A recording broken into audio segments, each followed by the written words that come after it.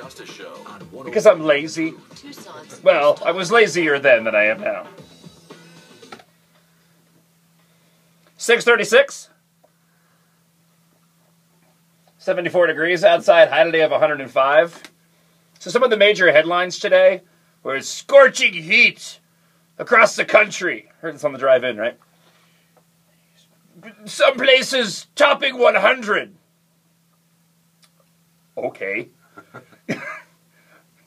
Have people never, is this the problem we have with, I mean, I was talking about this earlier, but this is the problem with immigration as well. It's just people don't, maybe that many people don't come to Arizona or Tucson or the Southwest and realize it was the first day of summer, or as we call Tucson, every day.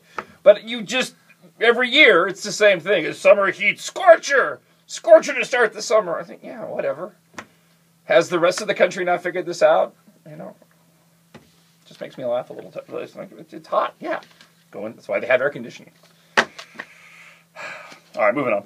House Republicans plan to press on with consideration today by the Oversight and Government Reform Committee of a vote to hold Attorney General Eric Holder in contempt of Congress regarding a standoff over documents tied to the botched Fast and Furious sting operation. We'll have Katie Pavlich on the show tomorrow to talk about this issue.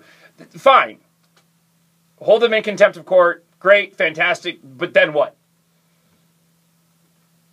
Don't let it be one of these, he's been held in contempt of court.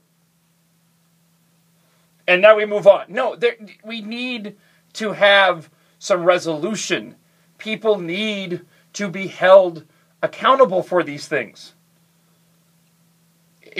We're stuck in this cycle on so many different levels of we take it to a point, and even when the person we know is guilty or at least a part of something that's gone horribly wrong or potentially could be corruption, we bring it right to that point and say, you've been bad, and we'll see you later. Just so we've made you aware that you've been a naughty person, now we're satisfied. No, we shouldn't be satisfied. We need to see some finality on this. And as I'm watching this issue of Fast and Furious play out, I hope, I pray, I trust that this isn't just going to be an issue where we hold Eric Holder in contempt of court and then we go, well, we did that and now we can move on. Because that would be tragic on so many levels. It would be tragic to have that happen. I mean, and it goes without saying with the Brian Terry family in regards to this, how utterly tragic that would be if somebody wasn't ultimately held responsible for this. And it brings me back to the question again of, is Mitt Romney going to make this an issue? There's the table that we always talk about that has all the options on it. And I've come to the conclusion there has to be multiple tables. I think it depends on who you are. Like Romney probably has his own table with options on it, and then the Obama administration has his table with all the options on it. You know, they may have options that relate to each other, but they all have their own separate table of options. I think they're housed in one warehouse. It's like Indiana Jones. Instead of the boxes, all the tables are there, and you just have to go to your assigned table. But Romney has his table with all the options on there, and these are the options of things that he can go after Barack Obama about. He needs to take advantage of all of them. And it's not just Fast and Furious and Solyndra, but it's also Reverend Wright, and it's also this latest immigration issue. And why don't you throw all the golfing in there as well? I go after him for all the golfing. And what about the June Club? Have you heard of when he was back in college? He was part of the marijuana club, right? Maybe that's why he's done this when it comes to the illegal aliens. Maybe he's just, trying to open up the border a little bit more to bring in more of the green. I don't. But that table is there, and those options are there. And when you look at something like Fast and Furious, you have to go to Mitt Romney and go, are you going to use this? Because it's kind of a big deal. Democratic lawmakers with Holder at the U.S. Capitol talking about the issue. Issa described himself as disappointed, still hoping for a breakthrough. I had hoped after this evening's meeting I would be able to tell you that the department had delivered documents that would justify the postponement of tomorrow's vote on contempt, Issa said in the statement. He claimed the Justice Department had told the committee last Thursday that it had documents it could prove that would answer our questions. Holder, speaking to reporters, said he had come in good faith. He had made a number of documents, specifically those in February to December of 2012 available. Asked if he thought that his department could avoid the contempt, Holder said the ball is in their court. At this point, it seems as if they don't want to give up those documents. They know there's something there, and they'd rather have Eric Holder held in contempt of court, and then whatever happens then. And again, the question comes to, will it be what needs to be done in terms of somebody being held responsible and getting further down to the truth in all of this? But, you go and you throw this type of situation back locally to what's been going on with Rio Nuevo, and it's not unlike that. This voter mandate from 2009 to revitalize downtown that resulted in $230 million just virtually gone, and now we're stuck in this situation where we're right on the cusp of at least getting closer than we've ever been about finding out where this money went with audits, and now there's all this political jockeying going on. It's the same thing. Well, it was mismanagement. Those were mistakes that were made in the past. We really just need to move forward and try to get something done. It's just, looking back doesn't do anything. Yes, it does. How are you going to learn from your mistakes? How can the people who are still sitting in local leadership be trusted if we don't know if they were even responsible? Because they were around when Rio Nuevo took place for the money that was gone. But yet then there's this mentality that just says, no, we don't need to know. Just, it's okay. No, we don't need to know that. This doesn't do us any good.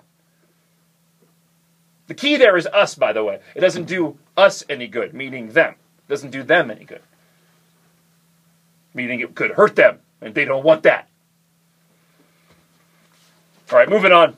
So the campaign spokesperson for the Republican congressional candidate, Martha McSally, we talked a little bit about this yesterday, is out after he reportedly offered campaign advice to a staffer of Democrat Ron Barber. The unsolicited advice apparently jotted down on a business card, which I've now seen photos of.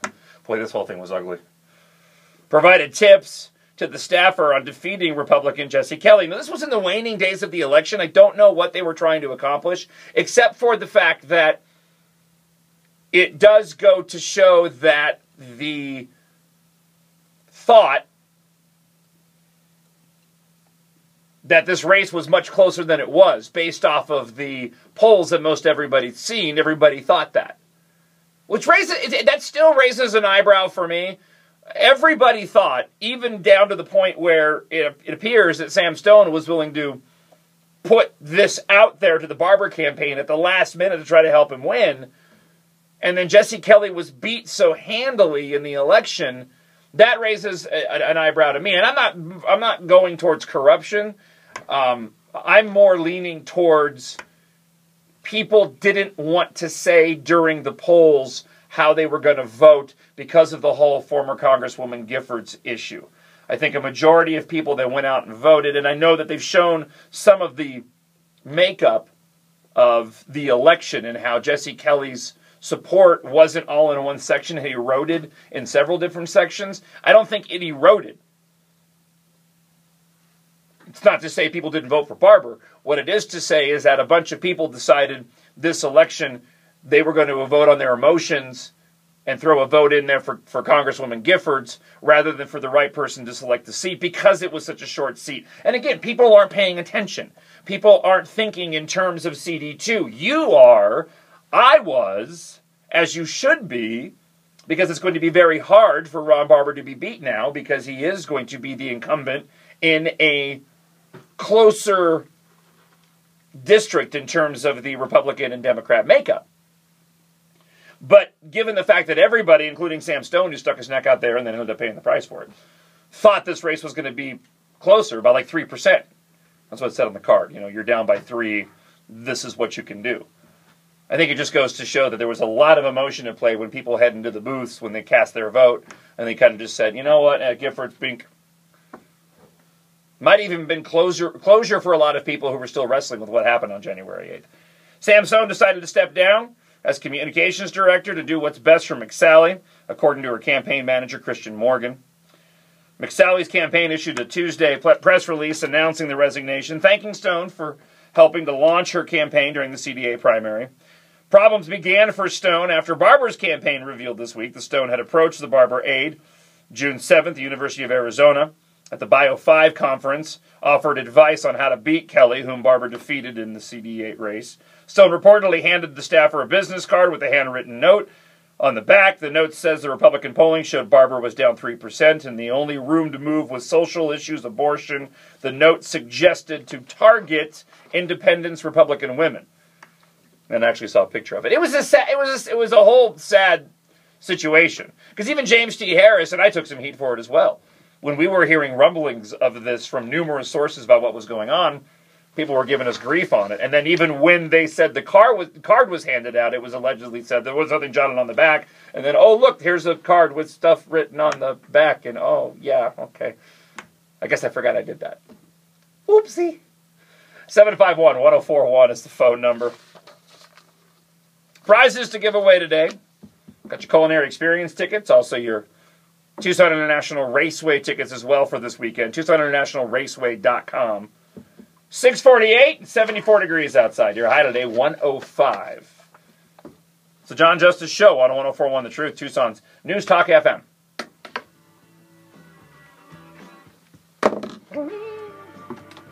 Live traffic now.